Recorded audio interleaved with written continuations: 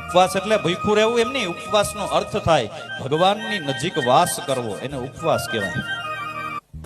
આપણે આડે દી ન ખાઈએ તો રિયા હોય તેથી ખાઈએ, થાળી ભરીને આગલે દી નક્કી કરી લઈએ બીજે દી 11 હોય ને તો આટલી આઈટમ બનાવવાની છે.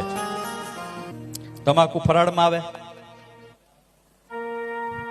નથી આવતી ને તમાકુ, બધાને સીધી વાત છે. તમાકુ ફરાળમાં આવે તોય ઘણા અમને કહેતા હોય અમારી સામું તમાકુ આજે મારે 11 છે. કેવા વ્રત વિચાર તો કરો. તમાકુ, બીડી, ચાની ભૂકી ફરાળમાં આવે. ચાની ભૂકી દીમાં 5 કપ ચાનો પી જાય અને પછી એમ કે મારે તો 11. કઈ પ્રકારનું વ્રત? આ કોઈ વસ્તુ ફરાળમાં નથી આવતી.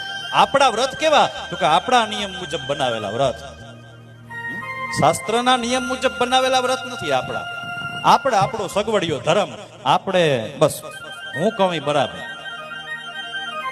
એ બધું હાલે કે ભગવાન માની લે, પણ એના કરતા ન રહેવું સારું.